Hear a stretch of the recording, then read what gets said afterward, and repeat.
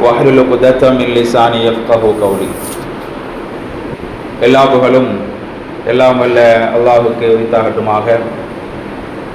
அவனது அன்பும் கருணையும் சாந்தியும் சமாதானமும் ஏவுலக தூதர் நபிகள் நாயகம் ஸல்லல்லாஹு அலைஹி வஸல்லம் அவர்கள் மீதும், அவர்களை அப்படியே பின்பற்றி வாழ்ந்த உத்தம சத்திய சஹாபாக்கள், தாபிகள், தாபிகள், இமாம்கள், குறிப்பாக அல்லாஹ்வுடைய இல்லத்தில் அல்லாஹ்வை தொழுவதற்காக வந்து அமர்ந்திருக்கக்கூடிய நம் அனைவர் மீதும் என்று விளவட்டுமாக. அன்பார்ந்த சகோதரர்களே, சகோதரிகளே, தாய்மார்களே, இன்றைய ஜும்மாவுடைய தலைப்பு சந்ததிகள் சீர்பட என்கிற ஒரு தலைப்பு தேர்வு செய்யப்பட்டிருக்கிறது. அன்பார்ந்த சகோதரர்களே, அல்லாஹ் ரப்புல் ஆலமீன் திருமறையில சூரா மரியம் என்கிற அத்தியாயத்தினுடைய ஒரு வசனத்தில் கூறி காட்டுகின்றான், அவலா யதுகுருல் இன்சான், மனிதன் நினைத்து பார்க்க வேண்டாமா, அவன் சிந்தித்து பார்க்க வேண்டாமா, அன்னா ஹலக்னாஹு, நாம் தான் அவனை படைத்தோம். எப்படி படைத்தோம்? மின் கபுலு வலம் யகு ஷைஆ, இதற்கு முன்பாக அவன் மனிதனாக படைக்கப்படுவதற்கு முன்பாக எந்த ஒரு பொருளாகவும் அவன் இருக்கவில்லை. ஒன்றுமில்லாமல் இருந்த இந்த மனிதனை நாம் தான் களிமண்ணில் இருந்தும் இந்திரிய துளியிலிருந்தும் நாம் மனிதனாக படைத்திருக்கிறோம் என்று அல்லாஹ் ரப்புல் ஆலமீன், இதை மனிதன் சிந்தித்து பார்க்க வேண்டாமா என்று அல்லாஹ் கேள்வி எழுப்புகிறான். இந்த உலகத்தில் மனிதர்களாக படைக்கப்பட்டிருக்கக்கூடிய நாம் எதுவும் இல்லாத, ஒன்றுமில்லாத ஒன்றாக இருந்து அதன் மூலமாக அல்லாஹ் ரப்புல் ஆலமீன் நம்மை மனிதர்களாக படைத்து இந்த மனிதன் என்கிற இந்த ஜீவனுக்கு அழகிய ஒரு உருவ அமைப்பை கொடுத்து, அந்த மனிதனுக்கு அறிவை கொடுத்து, அந்த மனிதனுக்கு ஆற்றலை கொடுத்து, அந்த மனிதனுக்கு உயிரை கொடுத்து, அந்த மனிதனுக்கு இஸ்லாம் என்கிற மார்க்கத்தை கொடுத்து அல்லாஹ் ரப்புல் ஆலமீன் இந்த உலகத்திலே வாழ செய்திருக்கிறான் என்று சொன்னால், இதை மனிதன் சிந்தித்து பார்க்க கடமைப்பட்டிருக்கிறான். ஏனென்றால் மனிதர்கள், ஜின்கள், இந்த இரண்டு படைப்புகளுக்குத்தான் நாளை மறுமையில் விசாரணை இருக்கிறது. அதற்கென்று சில நோக்கங்கள் இருக்கிறது.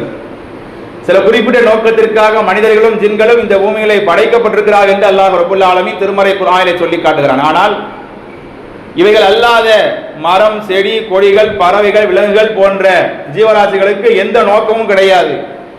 அதற்கு நாளை மறுமையில எந்த விசாரணையும் கிடையாது. ஆனால் எந்த விசாரணையும் இல்லாத, எந்த நோக்கங்களும் இல்லாமல் படைக்கப்பட்ட அந்த ஜீவராசிகள், அதை குறித்து அல்லாஹ் ரப்புல் ஆலமீன் திருமறை குர்ஆனிலே சொல்கிற பொழுது எப்படி சொல்கிறான்? அவைகள் அல்லாஹ்வை சதா நேரம் தஸ்பீஹ் செய்து கொண்டிருக்கின்றன என்று அல்லாஹ் சொல்கிறான். ஒரு மரம் அல்லாஹ்வை தஸ்பீஹ் செய்கிறது. இந்த உலகத்தில் உள்ள அனைத்து படைப்புகளும், ஒரு கழுதையாக இருந்தாலும், ஒரு பன்றியாகவே இருந்தாலும், ஒரு கொசுவாக இருந்தாலும், ஒரு ஈயாக இருந்தாலும் அல்லாஹ்வை அவை தஸ்பீஹ் செய்கின்றன. ஆனால் அவை எப்படி அல்லாஹ்வை வணங்குகின்றன என்று உங்களால் புரிந்து கொள்ள முடியாது. யாரால புரிஞ்சுக்க முடியாதான்? ஆறறிவு படைத்த நம்மால புரிஞ்சுக்க முடியாதான். படைப்புகளிலேயே மிக சிறந்த படைப்பு மனித படைப்பு. அந்த படைப்பாகிய நம்மால் அவைகள் எப்படி அல்லாஹ்வை வணங்குகின்றன என்று உங்களால் புரிந்து கொள்ள முடியாது. ஆனால் அவைகள் அல்லாஹ்வை வணங்குகின்றன. அவைகளுக்கு நாளை மறுமை விசாரணை கிடையாது. ஆனால் மனிதர்கள் விசாரணைக்கு உட்படுத்தப்படக்கூடியவர்கள். அவர்களுக்கு இந்த உலகத்தில் படைக்கப்பட்டதற்கான நோக்கம் இருக்கிறது என்று சொன்னால், அந்த படைப்பினுடைய நோக்கத்தை உணர்ந்து இந்த உலகத்தில் மனிதர்கள் செயல்படுகிறார்களா என்று சொன்னால் இல்லை என்பதுதான் மிக வேதனையான உண்மை. குறிப்பாக இன்றைக்கு இருக்கக்கூடிய இளம் தலைமுறையினர்கள், பெற்றோர்கள் தங்களுடைய பிள்ளைகளுடைய விஷயத்தில் எவ்வாறு செயல்படுகிறார்கள்? இன்றைக்கு இளைஞர்களாக இருக்கக்கூடியவர்கள், இளம் பெண்களாக இருக்கக்கூடியவர்கள், வளரும் தலைமுறைகளாக இருக்கக்கூடியவர்கள், அவர்கள் எங்கேயோ சென்று கொண்டிருக்கிறார்கள்.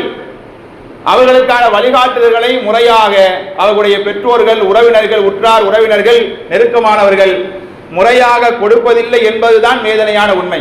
அவர்களை பற்றி கவலைப்படுவதனாலோ கதறுவதனாலோ எதுவும் ஆகிவிடப் போவதில்லை. இஸ்லாம் சொன்ன அடிப்படையில் அந்த இளம் தலைமுறையினருக்கு நாம் வழிகாட்டுதல்களை கொடுத்தோமா? குறிப்பாக பெற்றோர்கள் தங்களுடைய பிள்ளைகளுக்கு அந்த வழிகாட்டுதல்களை கொடுத்தார்களா என்பதுதான் இங்கே மிக முக்கியமான ஒரு கேள்வியாக இருக்கிறது. ஏனென்றால் மனிதர்கள் இந்த உலகத்திலே சில நோக்கங்களுக்காக படைக்கப்பட்டிருக்கிறார்கள். ஏதோ பிறந்தோம், ஏதோ வாழ்ந்தோம், ஏதோ மரணித்தோம், ஏதோ தின்றோம், அப்படி ஒரு வாழ்க்கையை இந்த உலகத்தில் மனிதன் வாழ்ந்துவிட்டு மரணித்து விட முடியாது.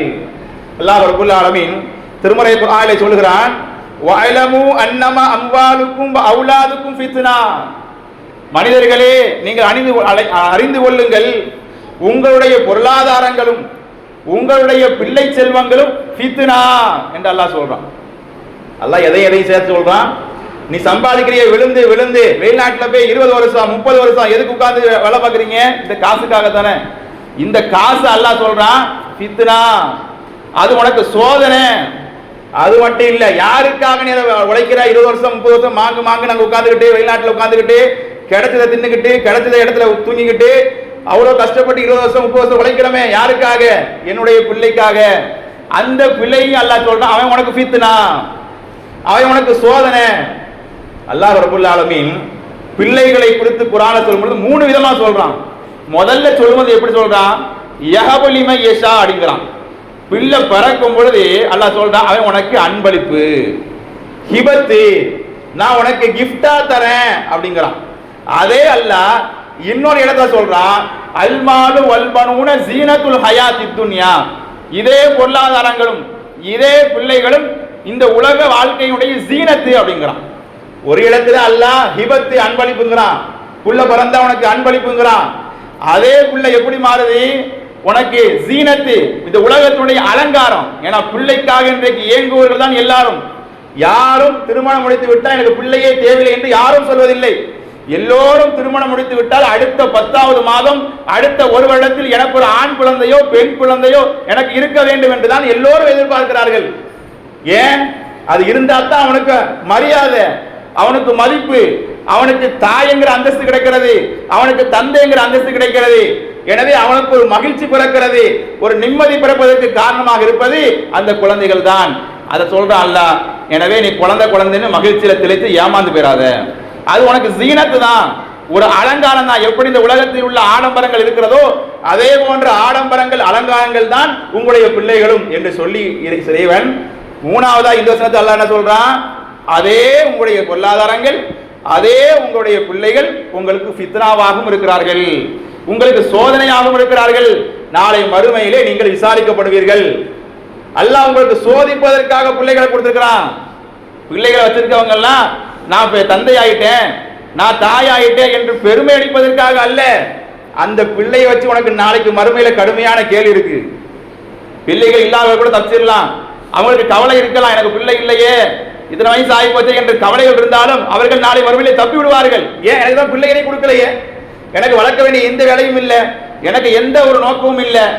ஆனா பிள்ளையை கொடுக்கப்பட்டவர்கள், அது ஆண் பிள்ளைகளாக இருந்தாலும் சரி பெண் பிள்ளைகளாக இருந்தாலும் சரி, பிள்ளைகள் வழங்கப்பட்டவர்கள் நாளை மறுமையிலே விசாரணை கைதிகள். அல்லாஹ்வுடைய சன்னிதானத்திலே அவர்கள் தங்களுடைய பிள்ளைகளை எப்படி வளர்த்தார்கள், அவர்களுக்கு என்ன அறிவை ஊட்டினார்கள் என்பதை அவர்கள் நாளை மறுமையிலே விசாரிக்கப்படுவார்கள். எனவே அவர்கள் சோதனைகளாக இந்த உலகத்தில் இருக்கிறார்கள் என்று அல்லாஹ் ரப்பல் ஆலமீன் சொல்லி காட்டுகிறார். எந்த பிள்ளையா இருந்தாலுமே அல்லாஹ்வுடைய இதில் அழகாக சொல்கிறார்கள் ஒரு ஹதீஸ்ல, குல்லு மௌலூதின் யூலது அலல் ஃபித்ரா. எந்த குழந்தையா இருக்கட்டும், இந்த உலகத்தில் பிறக்கிற பொழுது எல்லா குழந்தையும் நல்ல குழந்தைகள் தான். இயற்கையான அல்லாஹ்வை ஈமான் கொண்ட நிலையில் நல்ல குழந்தைகளாக சாலிகான குழந்தைகளாகத்தான் இந்த உலகத்தில் பிறக்கிற அனைத்து குழந்தைகளும் பிறக்கிறது. அவன் எப்படி நாசமா போறான், அவன் எப்படி வழிகட்டு போறான்? இன்னைக்கு புலம்புறமை பெற்றோர்கள் என் பிள்ளை கேட்க மாட்டேங்கிறான், அதுக்கு காரணம் நீ தான் ரசூலுல்லாஹி சொல்றாங்க. ஓம் புள்ள நாசமா போனதுக்கு, ஓம் புள்ள கெட்டு போனதுக்கு, ஓம் புள்ள ஓம் பேச்சை கேட்காம போனதுக்கு காரணம் வேற யாரோ கிடையாது, நீங்கள் தான். அபவாஹு யுஹவ்விதானிஹி அவ் யுனஸ்ஸிரானிஹி அவ் யுமஜ்ஜிசானிஹி. பிள்ளைகள் பிறக்கும்போது நல்ல பிள்ளையா தான் பிறக்கிறாங்க, நல்லா தான் வளர்றாங்க. ஆனால் அவர்களை மாற்றி விடுவது யார்? இந்த பெற்றோர்கள் தான். அவர்களை கிறிஸ்தவர்களாகவோ அவர்களை யூதர்களாகவோ அவர்களை நெருப்பு வணங்குகளாகவோ மாற்றி விடுகிறார்கள் என்று அல்லாஹ்வுடைய தூதர் ஸல்லல்லாஹு அலைஹி வஸல்லம் ஒரு மனிதனுடைய ஒரு பிள்ளையினுடைய ஒழுக்க சீர்கேட்டிலே ஒரு ஒழுக்கத்தினுடைய ஊற்றுக்கண்ணாக இருக்கக்கூடியவர்கள் பெற்றோர்கள் தான். அவர்களுக்கு தான் அனைத்து பொறுப்புகளும் இருக்கிறது. இங்க தந்தைமார்கள் அப்படியே தப்பிச்சிருவாங்க. இந்த இடத்துல தந்தைமார்கள் எனக்கு வேலை சோழி, நான் பிசினஸ் பண்றேன், நான் குடும்பத்துக்கு உழைக்கிறேன் அப்படின்னு தந்தைமார்கள் எஸ்கேப் ஆயிடுவாங்க. புள்ளைய வளர்க்க வேண்டியது, புள்ள எங்க போறான் எங்க வரான், ஸ்கூலுக்கு போறானா இல்லையா, படிக்கிறானா இல்லையா, எல்லாம் யாரு வேலை? வீட்டில் இருக்கக்கூடிய அம்மாக்காரி வேலை, பொண்டாட்டி வேலை என்று நீ கேட்க கூடாது. நான் உனக்கு மாசமானா காசு கொடுத்துருவேன், அதை வச்சு நீ வாழ்ந்துக்க. இப்படி தந்தை மகள் கிரேட் எஸ்கேப் ஆகி விடுகிறார்கள். ஆனால் அல்லாஹ் ரப்பல் ஆலமீன் தந்தைமார்களுக்கும் பொறுப்பு இருக்கிறது என்கிறே ரசூலுல்லாஹ் இங்க சொல்றாங்க. அல்லாஹ்வும் சொல்றாங்க, ரசூலுல்லாஹ்வும் சொல்றாங்க. அபவாஹும் தான் சொல்றாங்க, தாய்க்கு பொறுப்புன்னு சொல்லல, பெற்றோர்கள் தான், தாயும் தந்தையும் தான் அவர்களை மாற்றி விடுகிறார்கள் என்று ரசூலுல்லாஹி ஸல்லல்லாஹு அலைஹி அவர்கள் சொல்றாங்க என்று சொன்னால், அப்ப தந்தை தாய்க்கு மட்டுமல்ல தந்தைக்கும் பொறுப்பு இருக்கிறது. அதான் பாட்டா பாடி வச்சாங்க, எல்லா குழந்தையும் நல்ல குழந்தை தான் மண்ணில் பிறக்கையிலே அது நல்லவராவதும் தீயவராவதும் அன்னை வளர்ப்பில்லை என்று தப்பா பாடி வச்சிருக்கிறான்.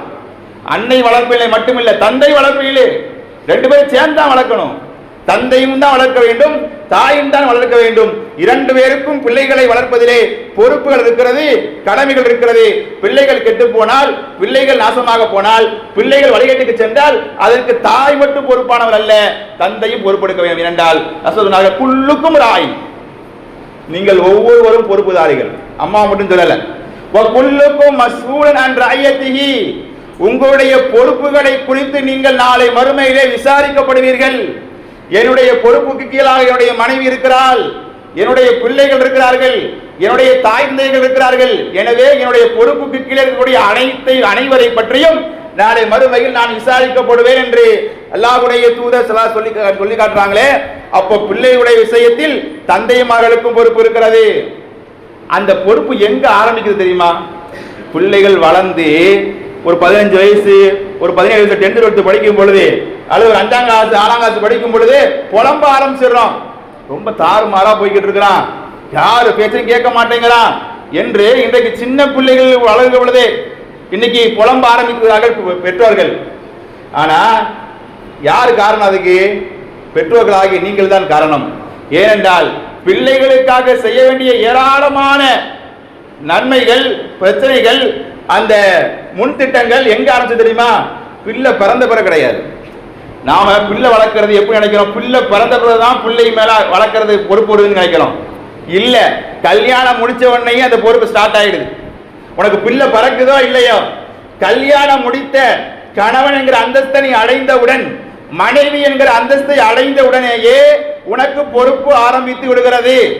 அதனால்தான் அல்லாஹ்வுடைய தூதர் ஸல்லல்லாஹு அலைஹி அவர்கள் ஒரு கணவன் மனைவி திருமணத்தின் மூலமாக இணைகிற அந்த இல்லறத்தின் போது, அந்த உடல் உறவின் பொழுது ஒரு துவாவை கற்றுக் கொடுத்தாங்க.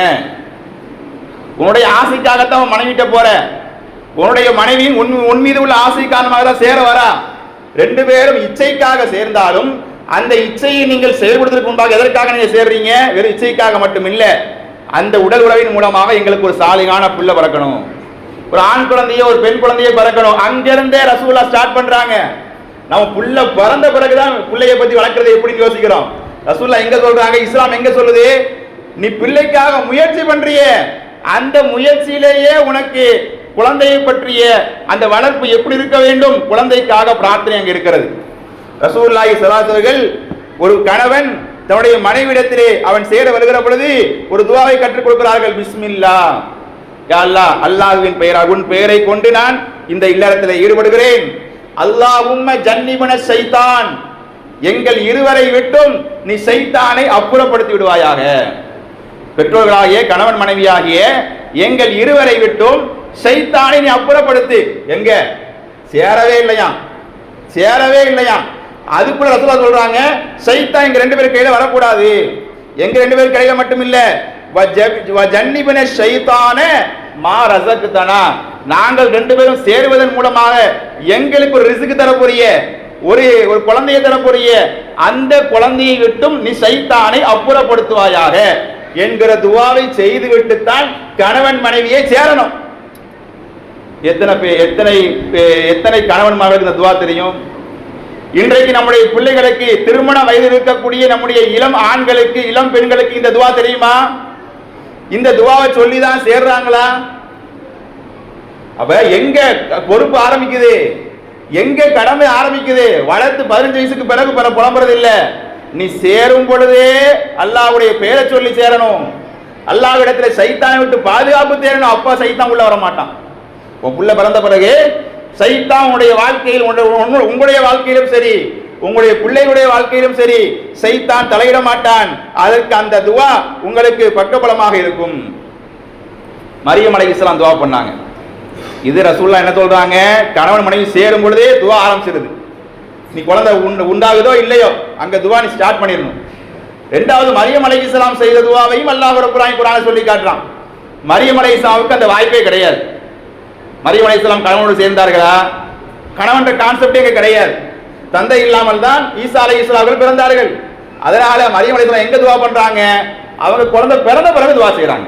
ஏன்னா அவங்களுக்கு குழந்தை உண்டாக முடியும், அவங்களுக்கு வாய்ப்பே இல்லை துவா செய்யறதுக்கு. அல்லாஹ் ரப்பல் ஆலமீன் அவருக்கு அற்புதமாக குழந்தையை தருகின்றான்.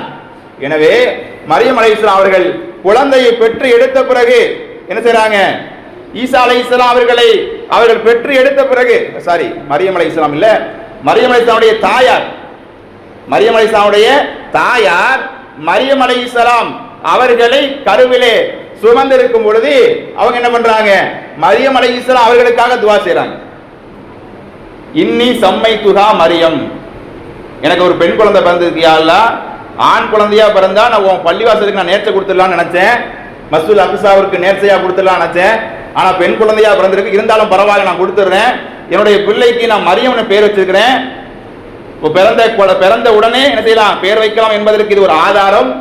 இன்னி சம்மைத்துஹா மரியம் வ இன்னி உஈதுஹா வ பிக வ மின் துர்ரியத்தஹா மினஷ் ஷைத்தானிர் ரஜீம். யா அல்லாஹ், என்னுடைய இந்த பிள்ளையையும் இந்த பிள்ளை மூலமா பிறக்கக்கூடிய எதிர்கால சந்ததிகளை விட்டும் சைத்தானை விட்டும் நான் பாதுகாப்பு தேடுறேன். பிறந்த கை குழந்தைக்கு மட்டும் இல்ல, பிறக்காத ஈசா நபிக்கு சேர்த்து ஈசாவுடைய பாட்டி துவா செய்றாங்க. யாருக்கு? நம்ம இருக்கிற பிள்ளைக்கே துவா செய்யறது இல்ல, நாம கையில இருக்கிற பிள்ளைக்கே துவா செய்யறது இல்ல. கையில கை குழந்தையை வச்சுட்டு மரியம் அலைஹிஸ்ஸலாமுடைய தாயார் ஹன்னா என்றவருடைய பெயர் வரலாற்றிலே பதிவு செய்யப்படுது. ஹன்னா அவர்கள் தன்னுடைய பேர குழந்தைக்கும் சேர்த்து ஈசா நபிக்கும் சேர்த்து நினைச்சாங்க, யா அல்லாஹ், என்னுடைய மகள் மரியமையும் அவர் மூலமாக பிறக்கின்ற எதிர்கால சந்ததிகளையும் நீ சைத்தானை விட்டு பாதுகாத்து விடு இறைவா என்று ஒரு தாய் துவா செய்கிறான் என்று சொன்னால் எத்தனை பெற்றோர் துவா செய்யறோம்? இதெல்லாம் செய்யாம என் பிள்ளை நாசமா போயிடாங்கன்னா உங்க மேலதான் தப்பு. பிள்ளைகள் மீது எந்த தப்பும் கிடையாது. பிள்ளைகள் நல்ல பிள்ளைகள் தான், பிள்ளைகள் நன்றாகத்தான் பிறக்கிறார்கள். அந்த பிள்ளைகளை கண்காணிக்கிற விஷயத்தில் நீங்கள் கோட்டை விடுகிறீர்கள். அந்த பிள்ளைகளுக்கு செய்ய வேண்டிய கடமைகள் விஷயத்தில் நீங்கள் கோட்டை விடுகிறீர்கள். பிள்ளைகளுக்கான முறையான கடமைகள் நம்ம நினைக்கிறோம், பிள்ளைக்கு 3 வேளை சோறு போட்டால் கடமை முடிஞ்சு போச்சு. குறிப்பாக தந்தை மகன் நினைக்கிறாங்க, நான் வெளிநாட்டில் இருந்தாலும் சரி, வெளியூர்ல இருந்தாலும் சரி, உள்ளூர்ல இருந்தாலும் சரி, உணவு உடை இருப்பிடம் இது என் பிள்ளைக்கு நான் செஞ்சு கொடுக்கணும். அதுதானே செஞ்சு கொடுத்துட்டா என் பிள்ளைக்கான என்னுடைய வேலை முடிஞ்சு போச்சு நினைக்கிறாங்க. ஒரு பிள்ளைக்கு உணவு கொடுப்பது அத்தியாவசியம் தான், உடை கொடுப்பது அத்தியாவசியம் தான், இருப்பிடம் கொடுப்பது அத்தியாவசியம் தான், அந்த பிள்ளைக்கு தேவையான கல்வி கொடுப்பது அத்தியாவசியம் தான், மார்க்கத்தை கொடுப்பதும் அத்தியாவசியம் தான். மார்க்கம் சொன்ன அடிப்படையில் வளர்த்துவது அதை விட அத்தியாவசியமாக இருக்கிறது. வெறுமனே இந்த உலகத்தில் வாழ்வதற்கான வாழ்க்கை அமைப்புகளை மட்டும் ஏற்படுத்தி கொடுத்தால் பெற்றோர்களுக்கு கடமை நீங்கிவிடாது. அந்த பெற்றோர்களாக அவர்கள் மாறுவதற்கு முன்பாகவே தன்னுடைய பிள்ளைகளுக்கான அனைத்து முன்னேற்பாடுகளையும் செய்வதற்கு அவர்கள் கடமைப்பட்டவர்கள். இந்த 2 துவாமே நமக்கு என்ன சொல்லுது? ரெண்டுமே சைத்தான் வந்து பாதுகாப்பு. நம்முடைய பிள்ளை நாசமா போவதற்கு காரணம் யாரு? சைத்தான் தான்.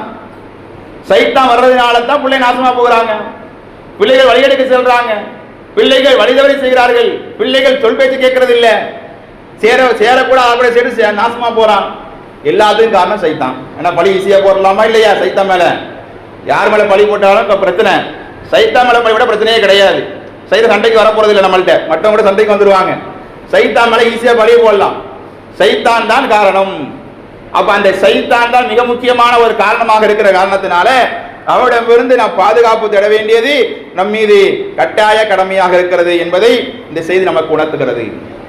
அப்படியே நம்முடைய சந்ததிகள் சீரான நல்ல பிள்ளைகளாக உருவாக வேண்டும் என்றால் முதல்ல பெற்றோர்கள் சீர்பட வளர வேண்டும். பிள்ளைகள் சீர்படுவதற்கு முதல்ல பெற்றோர்கள் சீரா இருக்கணும். பெற்றோர்களே இங்கே சீரா இல்லையே, என் பிள்ளை அப்படி இருக்கிறான், என் பிள்ளை இப்படி இருக்கிறான் என்று கம்ப்ளைண்ட் செய்யக்கூடிய பெற்றோர்கள் அவர்கள் ஒழுக்கமாக இருக்கிறார்கள் சொன்னால் அவருடைய தனிப்பட்ட வாழ்க்கையை தவறாக இருக்கிறது. அப்ப பெற்றோருடைய தனிப்பட்ட வாழ்க்கை தவறாக இருந்தால் பிள்ளைகள் எப்படி நல்லா வளருவான்? நானே ஒழுக்கமா இல்லைன்னா என் பிள்ளை எப்படி யோக்கியமா வளரும்? என் பிள்ளை வைக்கமா வளர்க்க வாய்ப்பே இல்லை. அப்படி நான் எதிர்பார்க்க முடியாது. என்னுடைய பிள்ளையை நான் ஒழுக்கமாக வளர்க்க வேண்டும் என்றால் முதல்ல நான் ஒழுக்கமானவனா இருக்கணும், என்னுடைய பிள்ளைகளுக்கு நான் ஒழுக்கத்தை கற்றுக் கொடுக்க வேண்டும் என்கிற ஒரு விஷயத்தை நாம் என்ன செய்யணும், நாம் புரிந்து கொள்ள கடமைப்பட்டிருக்கிறோம். தாய்க்கு மட்டும் பொறுப்பல்ல, பிள்ளைகளுடைய வளர்ச்சி விஷயத்துல தந்தைக்கும் பொறுப்பு இருக்குது என்பதற்கு குர்ஆன்ல ஏராளமான உதாரணங்கள் நம்மால் சொல்ல முடியும். உதாரணத்திற்கு ஏற்கனவே நான் சொன்னது போல யாக்கூப் அலைஹிஸ்ஸலாத்து வஸ்ஸலாம் அவர்கள் தன்னுடைய மரண தருவாயிலே தன்னுடைய 11 பிள்ளைகளை யூசுப் அலைஹிஸ்ஸலாம், புனியாமீன் போன்ற தன்னுடைய அனைத்து பிள்ளைகளையும் பக்கத்தில் அமர்த்தி வைத்து என்ன கேட்கிறாங்க, மா தஅபுதுன மின் பஅதி, நான் எனக்கு கொஞ்சம் மௌத்தா போயிடுவேன், நான் சக்கராத்து காலில் இருக்கிறேன், என்னுடைய 11 பிள்ளைகள் கண்ணு முன்னாடி உட்கார்ந்து இருக்கிறீங்க, நான் மௌத்தா போனதுக்கு பிறகு நீங்கள் யாரை வணங்குவீர்கள்? நான் மௌத்தா போனதுக்கு பிறகு ஒரு தந்தை பிள்ளைகளுக்கு கேட்கக்கூடிய கேள்வி இது. நான் மௌத்தா போனதற்கு பிறகு நீங்கள் யாரை வணங்குவீர்கள் என்று யாக்கூப் அலைஹிஸ்ஸலாத்து வஸ்ஸலாம் அவர்கள் தம்முடைய 12 பிள்ளைகளிடத்தில் கேட்டார்கள். 12 பிள்ளைகளும் ஒரே குரலில் சொல்கிறார்கள், நஅபுது இலாஹக, உங்களுடைய இறைவன் யாரோ, வ இலாஹ ஆபாயிக்க, உங்களுடைய முன்னோர்களாகிய இப்ராஹிம் அலைஹிஸ்ஸலாம், இஸ்மாயில் அலைஹிஸ்ஸலாம், இஸ்ஹாக் அலைஹிஸ்ஸலாம் அவர்களுடைய இறைவன் யாரோ அந்த இலாஹன் வாலின் அந்த ஒரே இறைவனாகிய அல்லாஹ்வை மட்டும்தான் நாங்கள் வணங்குவோம். வநஹ்னு லஹு முஸ்லிமூன், அவனுக்கு மட்டுமே கட்டுப்பட்ட முஸ்லிம்களாக நாங்கள் வாழ்வோம் என்று 12 பிள்ளைகளும் தன்னுடைய தந்தை மரண தருவாயில இருக்கும்போது, சக்கராத்து காலில் இருக்கும் பொழுது அவர்கள் உறுதிமொழி கொடுக்கிறார்கள். ஒரு தந்தை தன்னுடைய பிள்ளைகளுக்கு செய்ய வேண்டிய மிக முக்கியமான உபதேசம் இது. ஒரு தந்தை தன்னுடைய பிள்ளைகளுடைய விஷயத்தில் செய்ய வேண்டிய மிக முக்கியமான முதல் உபதேசமும் இதுதான், கடைசி உபதேசமும் இதுதான். என்னுடைய பிள்ளைகள் யாரை வணங்குகிறார்கள், இஸ்லாம் என்ன கொள்கையை போதிக்கிறதோ அந்த தௌஹீத் சொல்றோமே, தௌஹீதுன்னு, அந்த தௌஹீத் ஓரிரை கொள்கையிலே அவர்கள் தடம்புரலாமல் இருக்கிறார்களா, அது ஒண்ணு சரியா இருந்தா போதும், எல்லாமே சரியா வந்துடும். நமக்கு லா இலாஹ இல்லல்லாஹ் எதை சொல்லுது? லா இலாஹ இல்லல்லாஹ் தாரக மந்திரம். இஸ்லாத்தினுடைய தாரக மந்திரம் என்ன? லா இலாஹ இல்லல்லாஹ், அல்லாஹ்வை தவிர வணக்கத்திற்குரிய இறைவன் வேறு எவனும் கிடையாது, வேறு எதுவும் கிடையாது. இதுதான் இஸ்லாத்தினுடைய தாரக மந்திரம். இந்த தாரக மந்திரத்தை நம்முடைய பிள்ளைகள் புரிந்து கொண்டாலே அவருடைய ஒட்டுமொத்த வாழ்க்கையும் சீராகிவிடும். இதை நம்முடைய பிள்ளைகளுக்கு நாம் சொல்லிக் கொடுக்க மறந்ததனுடைய விளைவுதான் நம்முடைய பிள்ளைகள் வழிகேட்டுக்கு செல்வதற்கு காரணமாக இருக்கிறது. அல்லாஹ் ரப்பல் ஆலமீன் திருமறை குர்ஆனிலே லுக்மான் என்கிற ஒரு அத்தியாயத்தை வைத்திருக்கிறான். இங்கேயும் யாருதான்? ஒரு தந்தை தான். ஒரு தந்தை தன்னுடைய பிள்ளைக்கு செய்த உபதேசத்தை அல்லாஹ் பட்டியல் போடுறான். ஒரு தந்தை தன்னுடைய பிள்ளைகளுக்கு எப்படி எல்லாம் உபதேசம் பண்ணணும் நீங்க கேட்கலாம். இங்க எங்க உபதேசம் பண்ண முடியுது? உங்களாலேயே பண்ண முடியலன்னா நம்மளால எப்படி பண்ண முடியும்? வேற யாரால பண்ண முடியும்? ஒரு பெற்றோர்களை விட பிள்ளைகளை வேற யாரால் உருவாக்க முடியும் சொல்லுங்க? நான் கேட்கிறேன், ஒரு பிள்ளைக்கு எல்லா உறவுகளும் இருக்கிறாங்க, தாய் தந்தை மட்டும் இல்லை, அந்த பிள்ளை நிம்மதியா இருக்க முடியுமா? ஒரு சந்தோஷமான வாழ்க்கை அந்த பிள்ளை வாழ முடியுமா? தாயும் இல்லை, தந்தையும் இல்லை, பெரியம்மா இருக்காங்க, பெரியப்பா இருக்காங்க, தாத்தா இருக்காங்க, பாட்டி இருக்காங்க, மாமி இருக்காங்க, எல்லாரும் இருக்காங்க, அந்த பிள்ளை நிம்மதியா வாழ முடியுமா? வாழ முடியாது. ஏன்? ஒரு தாய் தந்தைக்கு, அந்த தாய் தந்தைக்கு கீழே இருக்கக்கூடிய அரவணைப்பு வேறு யார்ட்டையும் கிடைக்காது. ஒரு பெரியம்மாட்ட, ஒரு தாத்தாட்ட, ஒரு பாட்டிட்ட யார்கிட்ட இருந்தாலும் ஒரு பிள்ளைக்கு ஒரு தாயிடத்திலும் ஒரு தந்தையிடத்திலும் கிடைக்கின்ற அரவணைப்பு வேறு யாரிடத்திலும் கிடைக்காது. அதே போல அந்த ஒழுக்கமும் வேறு யாரிடமிருந்தும் பெற முடியாது. எனவே ஒரு தாயும் தந்தையும் தான் பிள்ளைகளுக்கு அரவணைப்பாக இருந்து, ஆறுதலாக இருந்து, எல்லாமாக இருந்து அவர்கள் அந்த பிள்ளைகளை நல்ல பிள்ளைகளாக உருவாக்க முடியுமே தவிர வேறு யாராலும் உருவாக்க முடியாது. அப்ப பிள்ளைகளுக்கு பெற்றோர்கள் தான் முதன்மையானவர்கள் என்பதை நாம் புரிந்து கொள்ள வேண்டும். லுக்மான் அலைஹிஸ்ஸலாத்து வஸ்ஸலாம் அவர்கள் தன்னுடைய பிள்ளைகளுக்கு, தன்னுடைய மகனுக்கு செய்த உபதேசங்கள்ல முதன்மையான உபதேசம் அல்லாஹ் சொல்லி காட்டுறான். வஹுவ யஇதுஹு, அவர்கள் தன்னுடைய மகனுக்கு உபதேசம் செய்யும் பொழுது, யா புனைய லா துஷ்ரிக் பில்லாஹ், என்னுடைய அருமை மகனே நீ அல்லாஹ்வுக்கு ஷிர்க் வைக்காத. எதையும் முதல் உபதேசம் நம்ம சொல்லக்கூடிய உபதேசம் அல்லாஹ் சொல்றான், ஷிர்க் வைக்காத. தௌஹீத் தான் அடிப்படை, லா இலாஹ இல்லல்லாஹ் தான் அடிப்படை.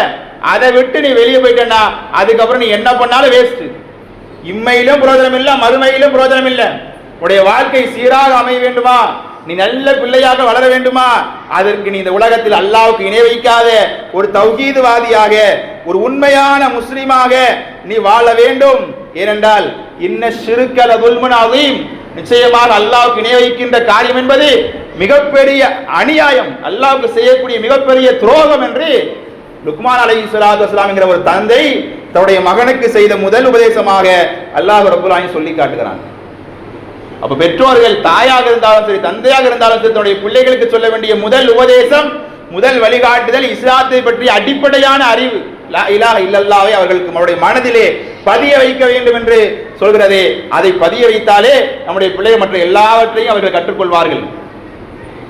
இன்னைக்கு சந்தனக்கூடு நடந்துச்சு, வருஷம் வருஷம் துல்காதா மாதம் வந்து விட்டால் ஒரு மாசம் ஏர்வாடி ஜெகஜோதியா இருக்கும். என்ன நடக்குது?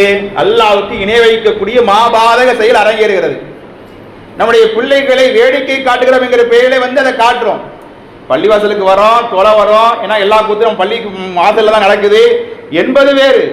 ஆனா சில பேர் வீட்டுல இருந்து பிள்ளைகளை அழைச்சிட்டு வந்து காட்டுறாங்க. இதுதான் நம்முடைய பிள்ளைக்கு நாம் சொல்லக்கூடிய பாடமா? அது என்ன நடக்குது? சிறுக்கு நடக்குது, அல்லாஹ்வுக்கு துரோகம் நடக்குது, அல்லாஹ்வுக்கு அநியாயம் நடக்குது கண்ணு முன்னால. அதை பார்த்தால் நமக்கு ஒரு கோபம் வரணும், அதை பார்த்தால் நமக்கு ஒரு வெறுப்பு வரணும். ஆனா இன்றைக்கு தௌஹீத்வாதி என்று சொல்லப்படக்கூடிய நாங்களே, நம்ம பள்ளி தௌஹீத் பள்ளிங்கிறோம், ஆரம்பத்தில் அந்த மாதிரி பள்ளியாக ஒரு மதுகப பள்ளியாக இருந்து ஒரு தௌஹீத் பள்ளியாக உருவெடுத்து பல ஆண்டுகளாக தௌஹீதை சொல்லக்கூடிய ஒரு பள்ளிவாசலில் உட்கார்ந்து இருக்கிறோம். ஒவ்வொரு ஜும்மாவும் குர்ஆன் சுன்னா அடிப்படையில் தௌஹீதின் அடிப்படையில் உங்களுக்கு மார்க்கம் சொல்லப்படுகிறது. இப்படிப்பட்ட ஒரு பள்ளிவாசல் 5 வேளை தொழக்கூடிய நாம நம்முடைய பிள்ளைகளுக்கு வருஷம் ஆனா சந்தன கூட காட்டுறதுக்கு காட்டுறோம். இன்னும் சில பிள்ளைகள் மக்தப் மதரசாவெல்லாம் லீவ் போட்டுட்டு சந்தன கூட அன்னைக்கு நைட்டு விடிய விடிய அங்க நிற்கிறோம். அப்ப நம்முடைய பிள்ளைகளுக்கு நம்ம என்ன சொல்ல வரோம்? இதுதானே அடிப்படை.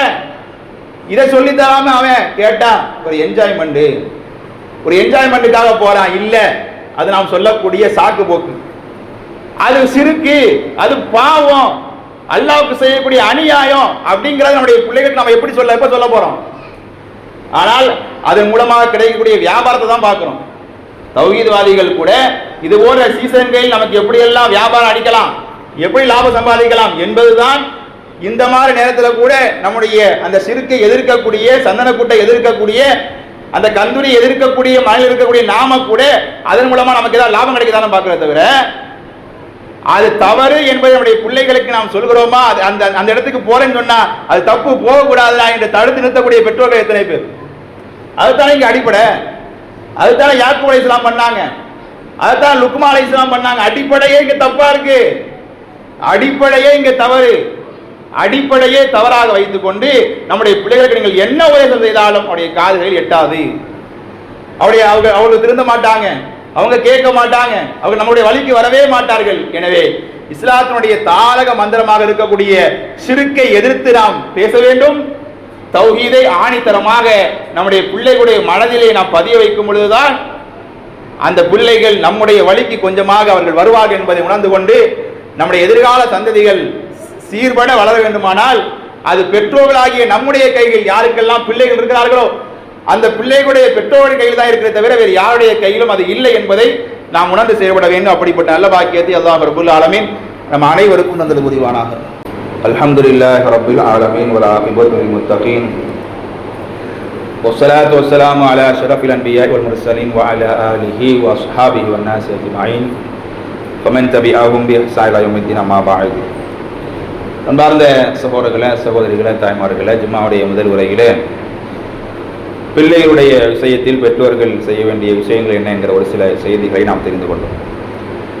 லுக்மான் அலைஹிஸ்ஸலாத்து வஸ்ஸலாம் அவர்கள் தன்னுடைய பிள்ளைக்கு செய்த உபதேசங்களில் அடுத்ததாக அல்லாஹ் ரப்பல் ஆலமீன் சொல்லி காட்டுகிறான், யா புனைய, என்னுடைய அருமை மகனே, இன்னஹா இன்தகு மிஸ்கால ஹப்பத்தின் மின் ஹர்தல் ஃபதகுன் ஃபி ஸஹரத்தின் அவ் ஃபி ஸமாவாத்தி அவ் ஃபில் அர்த்.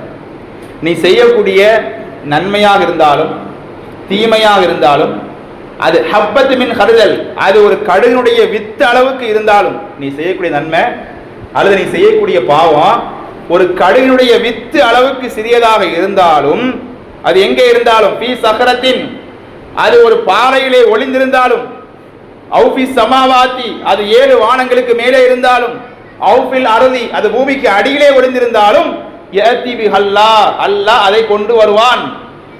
நீ எப்படி ஒளிச்சு மறைச்சு நீ வேலை செஞ்சாலும் உன்னுடைய பாவத்தை, அது பாவமா இருந்தாலும் சரி நன்மையாக இருந்தாலும் சரி, அதற்கான கூலியை அல்லாஹ் உனக்கு கொடுப்பான்.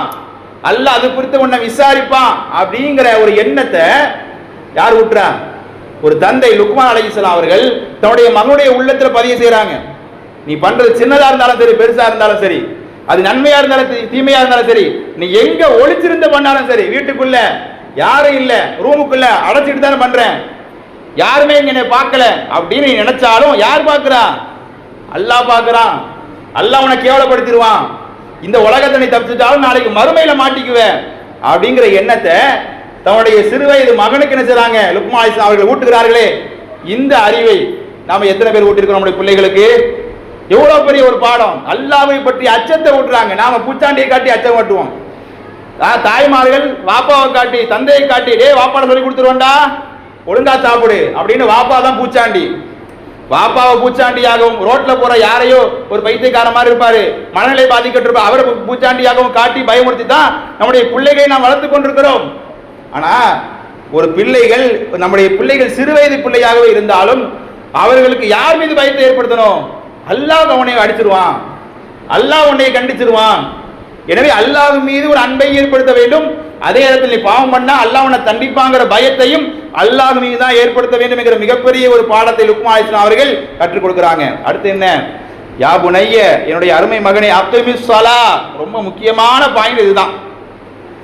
என்னுடைய அருமை மகனே, தொழுகையை நிலைநாட்டுடா, தொழுடா.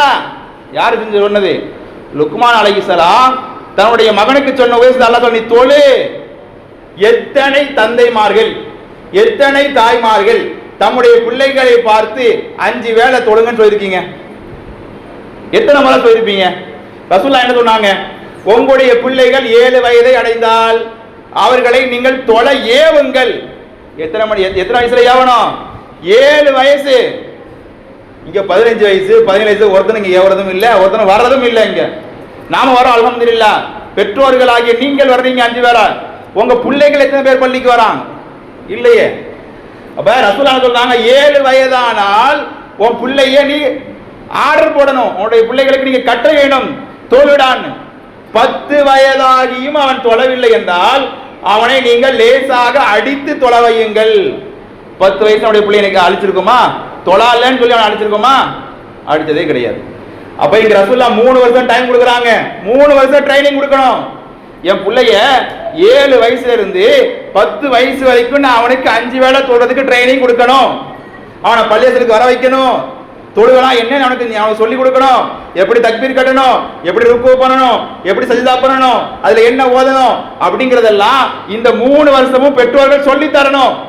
ஆலிம் சாஹிப் தர மாட்டாரு. ஆலிம் சாஹிப் அது கடமை கிடையாது, பெற்றோர்களுக்கு தான் முதல்ல கடமை. நீங்க பள்ளியத்துக்கு அனுப்புனீங்கன்னா ஆலிம் சொல்லி தருவாரு, ஒரு ஜமாத் சொல்லி தரும். நீங்க வீட்டுக்குள்ளே வச்சுட்டு இருந்தீங்கன்னா நீங்க சொல்லி தரணும். அப்ப இவர் 7 வயது முதல் 10 வயதுனா 3 வருஷம். 3 வருஷம்னா எத்தனை நாள்? 3 வருஷம்னா எத்தனை நாட்கள் வருது தெரியுமா? 1095 நாட்கள். ரசூலுல்லாஹ் 3 வருஷம் ட்ரைனிங் கொடுக்குறாங்க. 1095 நாளுக்கு உங்களுடைய பிள்ளைக்கு நீங்க ட்ரைனிங் கொடுக்கணும். ஒரு நாளைக்கு 5 வேளை. அப்பனா ஒரு நாளைக்கு நீங்க 5 முறை பிள்ளைக்கு சொன்னீங்கன்னா 3 வருஷமா 1095 நாளும் நீங்கள் 5 முறை சொன்னீங்கன்னா 5475 முறை நீங்க உங்களுடைய பிள்ளைக்கு சொல்லணும். 5000 முறை சொல்லணுமா 3 வருஷத்துல? நான் ஒரு 10 முறை சொல்லியிருக்க மாட்டேன் என் பிள்ளைய பார்த்து. 10 முறை சொல்ல, ஒரு 100 முறை சொல்லியிருப்போமா? சொல்லி சொல்லி டயர்ட் ஆயிருச்சா? நானும் எத்தனை முறை அவன்கிட்ட கத்துறது, போகவே மாட்டேங்கிறான், சனியம் போ அப்படின்னு நான் விட்டுட்டேன். நீ போனா போ, போகணும் எனக்கு என்ன அப்படின்னு. இதுதான் பல பெற்றோர்கள் நம்மள்ட்ட சொல்லக்கூடிய விஷயமா இருக்குது. ஆனா அல்லாஹ் கூட என்ன சொல்றாங்க? நீ 3 வருஷம் ட்ரைனிங் பண்ணணும். பெற்றோர்கள் நீங்க தான் ட்ரைனிங் பண்ணணும். 1000 நாட்கள் இருக்கிறது. 5000 வரை சொல்ல வேண்டும். ஒரு நாளைக்கு 5 முறை ஃபஜ்ருக்கு போ, ஃபஜ்ர் டைம் ஆச்சா, ஃபஜ்ருக்கு போ, தொழுதியான்னு கேட்கணும். லுகர் தொழுதியா, அசர் தொழுதியா, மக்ரிப் தொழுதியா, இஷா தொழுதியா, 5 முறையும் கேட்கணும். நீங்க வரும்பொழுது பிள்ளைய கையோட கூட்டிட்டு வரணும். கேட்டா மட்டும் போதாது. நீங்க வரீங்களா? டே வாடா. கையோட ஆம்பளை பிள்ளையா இருந்தாலும் சரி, சிறு வயது பெண் பிள்ளைகளாக இருந்தாலும் பிரச்சனை இல்லை. அந்த பிள்ளைகளை ரசூலுல்லாஹி ஸல்லல்லாஹு அலைஹி அவர்கள் தன்னுடைய பேத்தி நினைச்சிருக்காங்க, தன்னுடைய முதுகிலே அவர்கள் வைத்து அவர்கள் தொலை வைத்திருக்கிறாங்கன்னு பார்க்கிறோம். அதனால பெரிய பிள்ளைகள் தேவை கிடையாது. சின்ன சிறு வயது பெண் குழந்தைகளாக இருந்தாலும் அந்த பிள்ளைகளை தாராளமா கூட்டு வரலாம். ஆனா ஒரு கண்டிஷன் என்ன? அந்த பிள்ளைகள் நம்முடைய கண்ட்ரோல்ல இருக்கணும். நம்முடைய சிறு வயது பிள்ளைகள் நம்முடைய கண்ட்ரோல்ல இருந்தா பிரச்சனை இல்லை. பிள்ளைகள் அங்கங்க ஓடுவாங்க, மற்றவங்களுக்கு ரொம்ப இழந்தா இருக்கும், சங்கடமா இருக்கும். அந்த மாதிரி பிள்ளைகளை நம்ம கொண்டு வர முடியாது. நம்முடைய கண்ட்ரோல்ல இருப்பாங்களா, அமைதியா இருப்பாங்களா? அந்த மாதிரி சின்ன வயசு பிள்ளையா இருந்தாலும் 5 வேளை தொழுகைக்கு பேரண்ட்ஸ் நம்முடைய பிள்ளைகளை, அது தாய்மார்களாக இருந்தாலும் சரி தந்தைமார்களாக இருந்தாலும் சரி, உங்களோட பள்ளிவாசலுக்கு அழைச்சிட்டு வாங்க. அப்பொழுதுதான் அந்த பிள்ளைகள் படிப்பார்கள். ரசூலுல்லாஹ் 3 வருஷம் ட்ரைனிங், 10 வயசா அடிச்ச ட்ரைனிங் கொடு, அடிக்காம ட்ரைனிங் கொடுக்கறதுக்கு 3 வருஷம், 10 வயசு பிறகு அடிச்சு தான் ட்ரைனிங் கொடுக்கணும். இந்த ஃபார்முலாவை நம்ம யார் ஃபாலோ பண்றோம்? யாருமே ஃபாலோ பண்றது இல்லையே. இதை எதையுமே நான் ஃபாலோ பண்ண மாட்டேன். இஸ்லாம் வழி அழகாக வழிகாட்டி இருக்கிறது. ரசூலுல்லாஹி ஸல்லல்லாஹு அலைஹி அவர்கள் அழகாக ஒரு பிள்ளையை எப்படி பண்படுத்தணும், எப்படி அவன் வழிக்கு கொண்டு வரணும் இஸ்லாம் வழிகாட்டுது. அதில் எதையுமே நான் செய்ய மாட்டேன். ஆனா என் பிள்ளை நல்லா வந்துடும்னா அது மேஜிக் தான் பண்ணணும், அது கனவு தான் காரணம். அப்படி ஒரு புள்ள வராது, அப்படி ஒரு புள்ள ஜென்மத்துக்கு உருவாகாது. எனவே அன்பார்ந்த சகோதரர்களே, நம்முடைய பிள்ளை வளர்ப்பு என்பது, நம்முடைய பிள்ளைகள் நல்ல பிள்ளைகளாக மாறுவது என்பது பிள்ளைகள் பெற்ற பிறகு வளர்ப்பதல்ல. நாம் திருமணம் முடித்து கணவன் மனைவியாக இணையும் பொழுதே நம்முடைய பிள்ளைகளுக்கான செயல் திட்டம் ஆரம்பித்து விடுகிறது என்பதை இஸ்லாமுக்கு அழகாக சொல்லி காட்டுகிறது. நம்முடைய பிள்ளைகளுடைய ஒவ்வொரு நகர்விலும், ஒவ்வொரு அசைவிலும், அவருடைய ஒவ்வொரு செயல்பாட்டிலும், ஒவ்வொரு வயதிலும் அவர்களுக்கான பொறுப்புகள் என்ன, அவர்களுக்காக நாம் செய்ய வேண்டிய கடமைகள் என்ன என்பதை எல்லாம் அல்லாஹ்வும் அல்லாஹ்வுடைய தூதர் ஸல்லல்லாஹு அலைஹி வஸல்லம் நமக்கு அழகாக வழிகாட்டியிருக்கிறார்கள். இதை பெற்றோர்கள் உணர்ந்து நம்முடைய பிள்ளைகளுக்கு வழிகாட்டினாலே அந்த பிள்ளைகள் சிறந்த பிள்ளைகளாக வருவார்கள் என்பதிலே எந்த எள்ளளவும் கடுகளவும் நமக்கு சந்தேகமே கிடையாது. எனவே அப்படிப்பட்ட மார்க்கம் சொன்ன அடிப்படையில் நம்முடைய பிள்ளைகளை வளர்த்திருக்கக்கூடிய பெற்றோர்களாக நாம் மாறினால் மட்டுமே நம்முடைய பிள்ளைகள் எதிர்கால சந்ததிகள் சிறந்த தலைமுறைகளாக, ஈமானிய பிள்ளைகளாக, இஸ்லாத்தினுடைய பிள்ளைகளாக, எதிர்கால தலைவர்களாக, இமாம்களாக அவர்கள் நிச்சயமாக உருவாகுவார்கள். அப்படிப்பட்ட நல்ல பாக்கியத்தை அல்லாஹ் ரப்பல் ஆலமீன் நம் அனைவருக்கும் தந்தல் புரிவானாக. வாஹிரு தஅவானா அனில் ஹம்துலில்லாஹி ரப்பில் ஆலமீன். அஸ்ஸலாமு அலைக்கும் வரஹ்மத்துல்லாஹி வபரகாத்துஹு.